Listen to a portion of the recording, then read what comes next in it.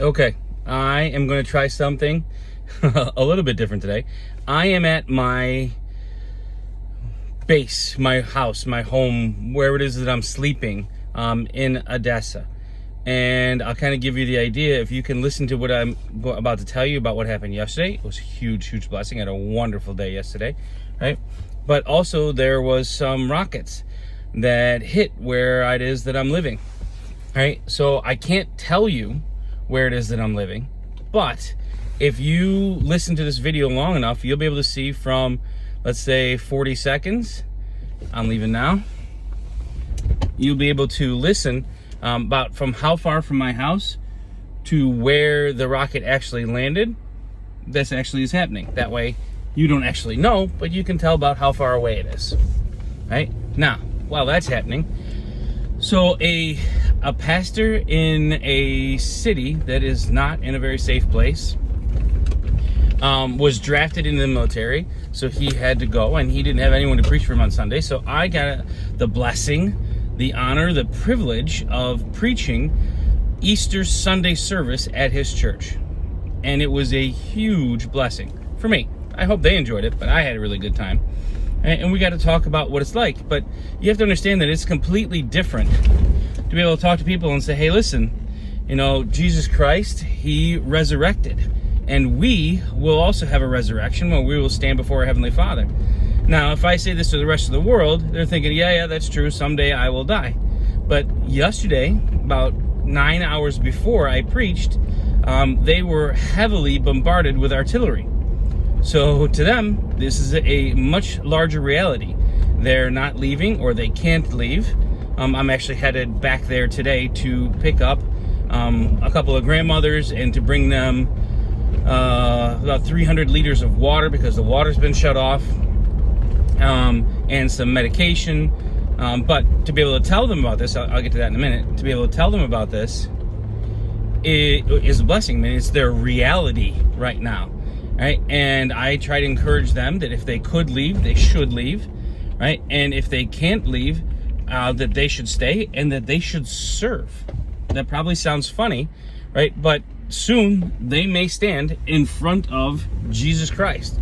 And I would rather stand in front of Jesus Christ knowing that I went down swinging for him, telling people about him, serving other people. Like, that's how I think this should be.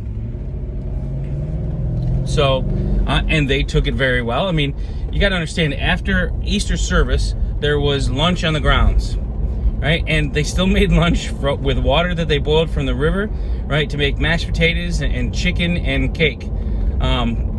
And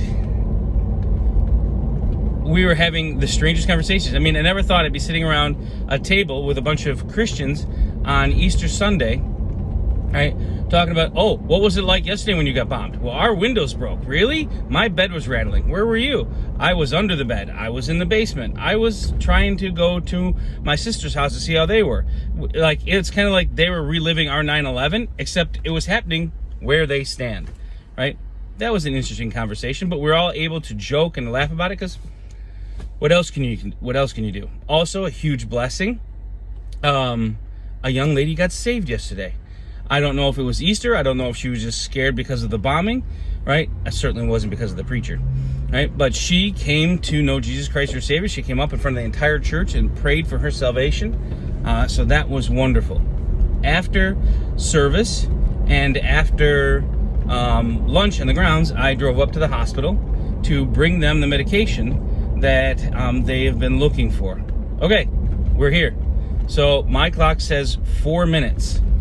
So if we take 40 seconds off of 4 minutes, let's just call it 3 minutes. So 3 minutes and 20 seconds drive from where I'm staying is where the rockets actually hit yesterday. That was fun, just to get an idea how that is. But just after the rocket hit, I called my friend. I'm like, hey, did you get some? He's like, no. Okay, so then it was just 1, 2, 3. It wasn't like they're bringing an onslaught of artillery. So if it's 1, 2, 3 and it didn't hit you, live farther, sorry.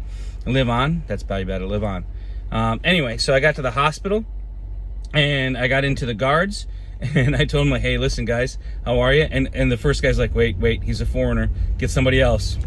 I'm speaking Russian, but he got somebody else, and I picked on him because he's got a Ukrainian uniform on, but a Polish flag, right? Just because his parents are from Poland, but he lives in Ukraine. All right, and I said, hey, listen, I am this guy. I'm from America. I just got a whole bunch of insulin to bring down to you guys because the last time I was down here, you guys needed it. Right? He's like, hold on. He calls up to the doctor in charge, hands me the phone. We talk back and forth. I'm like, I know. I didn't just get you like one variant, one type of insulin. I got all of the types. So I've got about 4 liters here. I got about 400 doses of insulin. It's in a refrigerator. It's been taken care of. He's like, give it to the guys. Have them bring it up to me now. Okay. Right. And then he called back and he's like, hey, can you get us some other stuff? Absolutely. So he sent me a list. He sent me a list of about 26 things, right, that they need to get. So I am in search of those things today. If I cannot find them in the city that I'm in, I will drive to the next biggest city and see if I can get them there, and then I will drive back. And also, 4 of the grandmothers that couldn't leave or didn't want to leave then do want to leave now. It was nice. They said, yes, if you're truly going to take us out, all right, we will go with you. Where are we going to stay? What are we going to do? And that's where Alla comes in. Alla's awesome. She's in the city where I normally live, where Katya and I usually live, right? And she's kind of like the hostess at the hotel. She's not. She's a 21-year-old college student, but she knows how many places we have left, what we can take where, and so on and so forth. So I hand the phone to her. They all talk to her in a comfortable language and say, this is my situation, this is where I need to live, what else do you have, is this going to be convenient for you? They all agree, fine. So I'm going to get my 4 grandmothers this morning, all right, and again, the water in the city is turned off, right, so I am bringing them about 400 liters of water, right, so that they can at least make it a little while longer. I mean, obviously they know how to ration, and the river's right there. So this water I'm bringing them is drinking water. It's not like shower water or dishwater water. This is just for drinking. That being said, as I'm driving into Easter service yesterday, to me it was funny at least. I'm driving into Easter service, and there's a bunch of people down by the river filling their bottles, right? Some older ladies, some older men, some middle-aged guys like me.